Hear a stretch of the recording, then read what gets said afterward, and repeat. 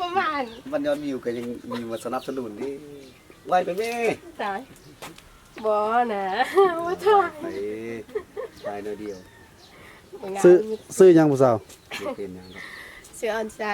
ซื้อออนไซซื้อออนไซนี่ลำคำเมยเป็นอยู่วะบ่เป็นบ่เคยลำยังเฮียนอยู่วะบ่ออกโดนแล้วออกโดนแล้วถ้าเอาไอ้เสื้อขาวนี่วะ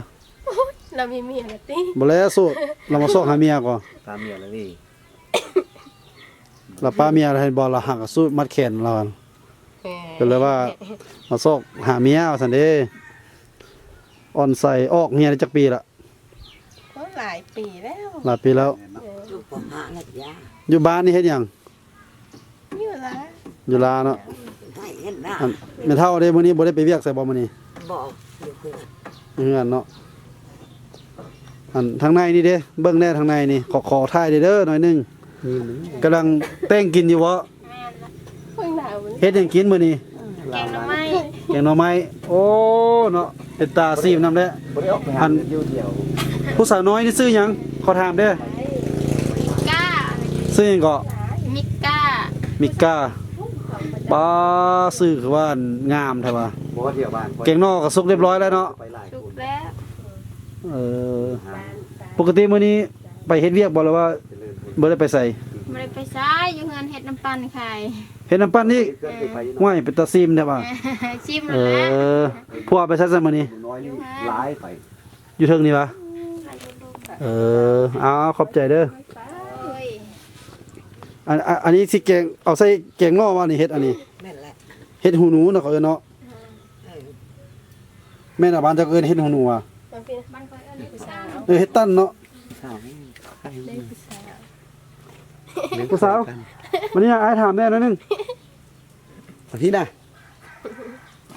ต้องอ่านนะสาวออนไซน์ขอถามมันมีแฟนแล้ววะโอ้ยโสดอยู่ว่าคันว่ามีคนสนใจทางอัน YouTube Facebook นี้บอกเบอร์โทรได้บ่บอกเบอร์โทรได้บ่เท่าใด92371249ว่าดีๆ92371 249เด้อท่านผู้ชมเด้อผู้ใดสนใจก็สามารถกดโทรหาเราได้นางออนไซบ้านทุ่งเวียงคำเมืองคำเกิดมื้อนี้มาหาหมอแคนสร้างแคนนี่อันนี้เป็นการสร้างแคนเด้อนี่การสร้างแคนแต่ว่าขออนุญาตเนาะเพิ่นบ่สบายเพิ่นเป็นไข้เป็นเจ็บนั่นนี่ก็เลยว่าการแปลงแคนมื้อนี้ก็บ่ได้แปลงซ้ำนะก็เลยว่าได้มาสัมภาษณ์มาพบกับแม่นางออนไซอันนี้ก็ไอ้น้อยก็ยังโสดอยู่พอดีมาลงกับสาวออนไซนี่คาดว่าสิเป็นเนื้อคู่กันอีกบ่โดนนี่เขาบ่ยิ้มบ่งามเขาบ่ยิ้มอันนี้ก็ต้นมะเคาะยิ้มเด้อเจ้าก็ได้ต้นมะเคาะอยู่ที่เฮือนสาวออนไซแล้วต้นดอกไม้โอ้ต้นดอกไม้บอดงามๆซะ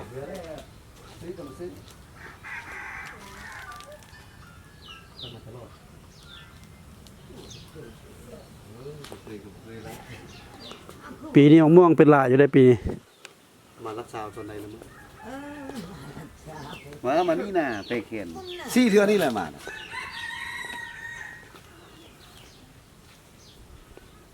โอ้เพิ่นเจ็บอยู่แล้วบ่ได้เป็นไข้โดนไข้หลายมื้อแล้วมึงเขาอีดอกนั้นอันเขาอีดอกยังไงบ่เท่าที่เป็นสร้างแคนนี่บ่เท่าที่เป็นสร้างแคนนี่เป็นอะไรครับเจ้าพ่อค่อยเป็นพ่อเลยวะโอ้ตอนมันก็เดื้อเห็นเจ้าเห็นตอนมาซื้อแล้วอันนี้ดิแม่อันนี้ดิแม่ดิเป็นอะไรปลาค่อยเป็นปลาเนาะมึงเขาอีดอกมันก็มาค่อยไปดอกคนก็มาไทยเพิ่นหลายอยู่ได้เนาะประเทศแคนเนาะทุ่งเวียงคำเนาะเมื่อกับป้าเลยป้ากันเลยมาทายลายอยู่อันป้าละโดนแล้วสอนใส่เคยมีแฟนมาจากคนละเมียเรามาดิ้นอยู่บ่เคยมีเลยป้าขี้ร้ายโผดบ่มีไผมักคันเจ้าบ่รังเกียจนี่จะก็เบิ่งหน้าอายนี่เป็นตาสนรวมกันอยู่บ่เฮานี่อายก็โสดก็จะไปเที่ยวได้อย่ามาตัวเบิ่งนั่งท่านั่งของผู้บ่าวน่ะเมียไปมาจีบสาวคักขนาดนั่งท่านั่งบ่ได้ตัวเว้าความจริง ตอนมีก็ว่ามี ผู้สาว ใส่เบิ่ง เอาไปเบิ่งแม่ ห้องนั้น สาววันนี้นะไอ้ถามได้นิดนึงสบายดีไอ้โอ้ยมาหาในสร้างแคนแต่ว่าเพิ่นบ่สบายก็เลยว่าผิดพลาดนิดนึงจะสัมภาษณ์น้องแซ่น้องสาวไปแล้วสาวเสื้อดำวันนี้นะมาถามได้นิดนึง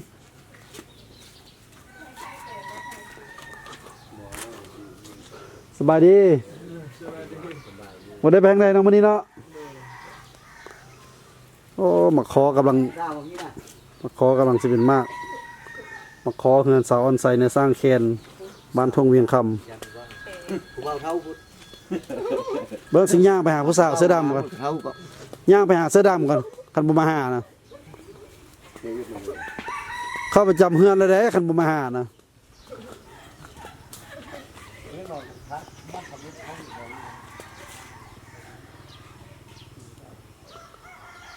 มักมีใหญ่เฮือนเหมาะสร้างแคน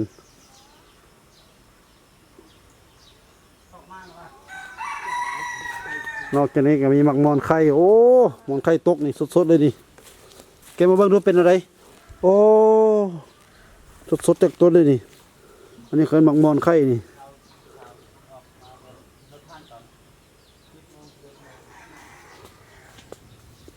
ว้าเป็นลายขนาด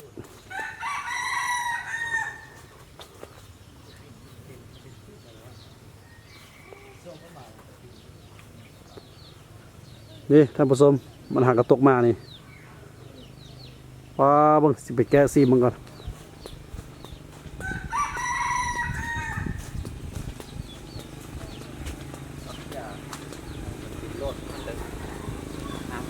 โดนมาเสีย อันนี้หากระตกมังมอนไข่เนาะกินเลยก็ได้เนาะเบิ้งกินเลยก่อน กูมาจับไอ้ฟองนี่ไอ้ผู้สาว ขากองบ่ได้ลงมาตกซะแล้วสงสัยสิตกแล้วนี่ เปลี่ยนมือกล้องเปลี่ยนคือเปลี่ยนเมียเขาได้เสียผัวได้ เด้ เอ้ากระจับบ่ได้เป็นมือกองกันจะยิ่งได้ผัว แล้วมันยาก ออนไส้นี่ มาสร้างตัวเลยน้องอยู่กลาง มากินบางวันไข่โชยนี่แหละ เจ้าก็เสนอหมักมอนไข่เงินเจ้าเด้อว่ามันมีดีอะไรอันนี้ โอ้ย มันร่นมาจากต้นแท้ๆได้นี่นะบ่ได้ปิดนี่ธรรมชาติเทวดาเอามาให้บ่ต้องยากหมอ เน่ ชิมเบิ่งชิมเบิ่งเด้อ จะเข้ากล้องนี่ แซ่บบ่หวานบ่ คือหมักมอนไข่เนาะโอ้แท้เขาบ่ได้กินต้นออกมานี่ได้เฉลี่ยประมาณโอ้บ่รู้3-4 ปีแล้วบ่ มา คันบ่กลัวเป็นหลายขนาดเนาะตัวนั้นเนาะ โดคุปีต้นค่ะ เจ้าบ่ได้เด็ดไปขายป่ะแซ่บแล้วนะ กินข้าวเช้าแล้วอ่ะคนใส่ แซ่บเลย กินข้าวเช้าแล้วอ่ะ บ้านหรือว่าส้ม หวานมันไข่ไปเสีย บ้านนัว นอนไข่ต้องได้กินไข่มันเลยมันมีไข่นำนี่ กินแม่กินแม่ไข่มานะฮะนะ เอาซั่นเขาสิเอิ้นบ่อนไข่ต้องได้อมไข่มันนี่น้ กิน ำกินแล้วเนาะ สร้างว่าวเนาะเอานี่ก็ได้ มันมีไข่มัน มือกล้องไอ้2 YouTube อมเลยแม่เดี๋ยวมากัด อมเลยเนาะ อมเลย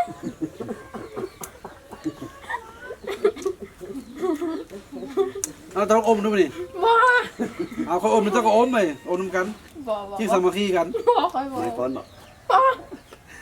เดี๋ยว ป้อนเอาเขากล้อง เจ้าถ้าเบิ่งเด้อคันเจ้าโบกกาอมนะไอ้น้อยอมเลยนี่นะ อมแม่อมแม่เขาจะบ่อมก่อน อย่าให้เทวดาเขาซะโอ้มันสุกจนมันล้นเองเนาะเจ้าคือสิเบื่อกินแล้วอยู่ไกลเนาะปีนึงมันเป็นจักเทื่อ3เทื่อละ2เทื่อ เป็นตลอดนี่นะ เป็นตลอดปีเลยว่ะ แม่ ป่าเบิ่งตอนเมื่อสิได้ขอจัก2มากมัน เอาหลายๆก็ได้ เซลละหลายแท้อาจจะ4-5มากนี่ ไอ้ที่นู้น เป็นตอนลูกสาวกัน น้องบอกกัน เอาไปคันบ่สุกข้างก็บ่มไว้จนนั้นมันก็สุกเนาะ เจ้าอ่อนเลยตูม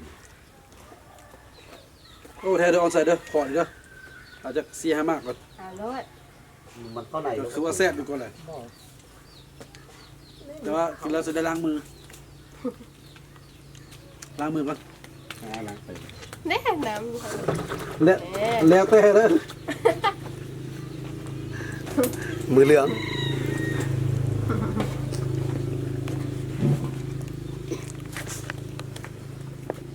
ทุกคนคิดว่าจนฟันอันดวง อันนี้ไม่เฮ็ดเนี่ยอันนี้ ดวง ดวง ดวงว่าดวง ดวง ดวง ดวงสตาร์อยู่ในนี่เห็นบ่ตัวดวงต่างว่าซื่อๆเห็นจักตัวหั่น ตัวเดียว อันไม่เท่าซื้อหยังบ่ คือเจ้าชายปัจจัยเจ้าสิเพื่อสิเอาโลกเนี่ย ฮะ หมัน คือใช่ ซื้อมั่น ใช่ยังสิเอาไปเอา ไม่คือว่าซื้อคือหมอลำคำเมยตลอดเลยบ่ได้ก็เด้ สอง อันนั้นก็ซื้อออนไซต์อันนี้ก็ซื้อมั่นห้วยมันคือได้นี่ เราเฮียนเอฟเรายำพูเอฟ โอ้อนุญาตถามเด้ออันสูบยามาจักปีเด้อ โอ้หลายปีเลยนะ ได้แล้วว่า เอฟยำมวนนะ 10 ปีบ่อยู่แล้วเนาะ10 ปีบ่ลดแล้วเนาะ คือเอ็นโดนเลยหาไป ผัวก็ยังอยู่ว่าแล้วว่าจังได บ่ เพิ่นเสียแล้วเสียหลายปีแล้วเนาะ หากเอฟเลิฟเอฟมา เออ ขับรถเลยเอฟ ก็อนุญาตขอสัมภาษณ์ขอถามนี่เนาะเพื่อไปให้ทุกคนได้เบิ่งนํกันเนาะว่าวิถีชีวิตไม่เท่ามั่นเนาะขับเมื่อยได้บ่ บ่เคย ขับเมื่อยได้ไอ้น้อยสิให้ 50,000 บ่เคย โอ้ยเนาะอายผู้จากน้องไปจากบ้านนั้นท่องแสนคำไปตั้งหลายปีนะ บ่เคยจักเทื่ แล้ว อ อายบ่เต้าคืนมาเด้ หมอ ออนไซ มาแล้ว นั่งสองคน อาสิส่วนกันไปไสบัดนี้ไปนั่งไส ไปหา ดึงไปใช่อันนี้ เอาให้ได้ตรงนี้นะอันนี้นะ ไปนั่งกันซะป่ะไปนั่งไกลไอ้น้อยซะ ไอ้ยังบอกไอ้ก็เป็นผู้บ่าวเลยบอกมานี่นะ บ่บ่ บ่นั่งคู่เราจะได้เราจะเอาเงินซื้อไข่มาทอดกินเช้าข้าวเช้านี่นะ บ่คนบ่ใช่แล้ว บ่นั่งนึงก็ได้นะออนไซ ไปบ่ใช่แล้ว ตัวอยากเอาโกก เขาบ่ได้บอกเจ้าท่ายนะเจ้าบ่ได้เจ็บท้องนะเขาบอกจะมาเข้ากองพี่ ไปบอกเขาแล้วนะ คันท่ายหมายความว่าต้องเข้าห้องน้ำก็ คุณน่ะเอาผู้สาวเสื้อดำขึ้นมา เสื้อดำก็ได้หองบุมา เสื้อดำก็ขี้คุยเสื้อดำก็เลย คือเป็นผู้บ่าวเท่า ปานว่าอัน คนคุยบ่เหมือนขี้คุย ปานว่าบ่เคยเห็น ผู้บ่าวน้อยคนล่อจากเทื่อนี้อุตส่าห์เดินทางมาแต่ปากกระดิ่งพลเจริญพุ่น ถ่ายต้นขอไหม ถ่ายแล้ว ถ่าย ก็ คนละเด็ก ขอบใจเด้อทุกคนที่ติดตามชมมื้อนี้มาพบสาวออนไซต์อยู่ที่บ้านทงแสนคำ ถงเวียงค ทงเวียงคำเนาะ ำ เป็นลูกสาวในสร้าง แสน แคนเป็นผู้ผลิตแคนแล้วก็เป็นผู้แปลงแคนเป้าแคนก็เป็นเนาะ แม่ โอ้เพิ่นเป้าลายเมื่อยก็เรียบร้อยเนาะเป็นหมดนั่นแหละ สกีทานลูกสาว แต่ว่าโอ้เพิ่นบ่สบายเพิ่น ต้องไปแค่ เพิ่นกินข้าวได้อยู่บ่ บ่ กินบ่ได้เลย เขาอยากน้ำ โอ้ถือว่าอาการหนักเลยได้เนาะ เบียดเข้าอัน ค่อนข้างหนักแล้วสัมพันธ์น่ะ เร็ว มีแต่เส้นสลมเนาะห้องหมอรักษาได้ไปแล้ววะ บ่อยากกินฮอดข้าวนะ เนี่ย ๆให้ยากมันก็ไม่ยากนะ เอ้าคือบ่พาเพิ่นไปห้องหมอซะนะ บ่ได้พาเพิ่นไปมีแต่อันเอาหมอมาชักยาแล้วก็ใส่น้ำแล้วบ่ได้ออกไปข้างนอก แม่ก็อยู่อ่ะ อยู่ เออ แม่ก็คือเดียว แม่ก็โซ แม่ก็บ่สบายเจ็บเป็นออดแอดๆนี่ แก้คนเนาะ อืม แก้แล้วก็มันข้างมีอาการกำเริบ เป็นน้ำเจ้าบ่ฮักไอ้น้อยติ ท่านค่อยฮักแล้วพ่อแม่ค่อยดีจะฮักอยู่อันฮักพ่อแม่บ่ดี เจ้าฮักแม่นดีเลยไอ้น้อยก็ ฮัก พา คนมีเมียเนาะไปสิอยากฮักคนมี โอ้ยขอสิว่าสุดยอดฟังแท้ๆว่าตอนนี้เลยว่าต่อหน้ากองต่อหน้าให้คนทั่วโลกเบิ่งนี่เราป้าเมียได้เดือน2 เดือนปลายแล้ว เว้าความจริง ป้าแล้ว อืม ไปเก้ามี แม่นส่งละมาสุดนั้นมีแท้แต่ว่าเดี๋ยวนี้เราป้าแท้แล้ว โอ้อันนี้มันคันกระดุงเด้ออันนี้นะท่านผู้ชม อันนี้มันคันกระดุงเด้อไปตึกกระดุงตึกป่า อันนั้นผ่าขอผ่าอะไรก็ผ่าอย่างเงี้ย นี่มันเสื้อเก่านุ่งไปให้ไปสวนหั่นแหล้วไปหน้าแล้วเนาะ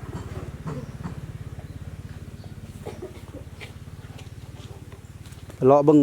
สวนทางนี้ก่อนเลาะเบิ่งวิวเฮือนทางนี้ก่อนอ้าวจะฟ้าวหนีแม่อ่อนใส่ไอ้น้อยหลบหนุนเจ้าอยู่ เอาจับของไปกันเลย มาเบิ่งธรรมชาติโอ้ด้านหลังนี่ก็มีภูผาสูงงาม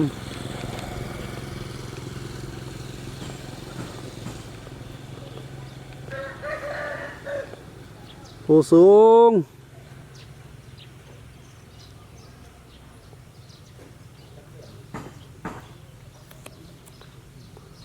มาฝากพี่ก็มีเฮือนมีดอกไม้งามๆด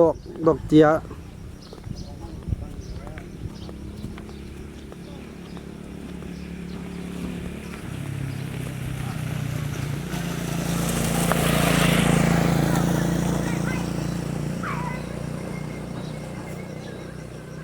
ดอกเจียงาม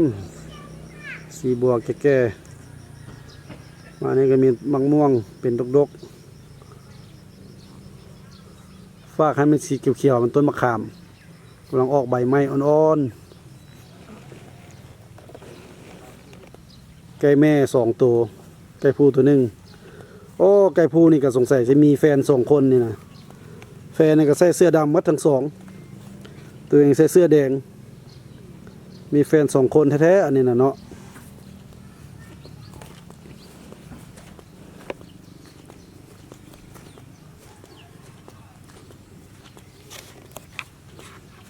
ไปข้างใน เพิ่นบ่สบายแล้วก็มีแต่กลับมาแล้วบัดนี้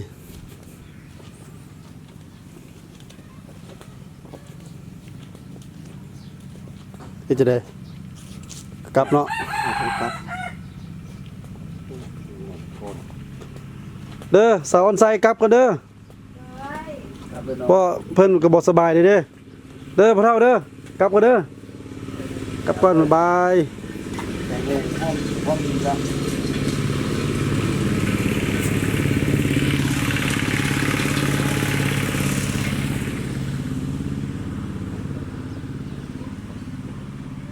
หมอนี่ขอขอบคุณขอบใจเด้อจบตอนนี้เด้อพบกันใหม่ในคลิปหน้าบ๊ายบาย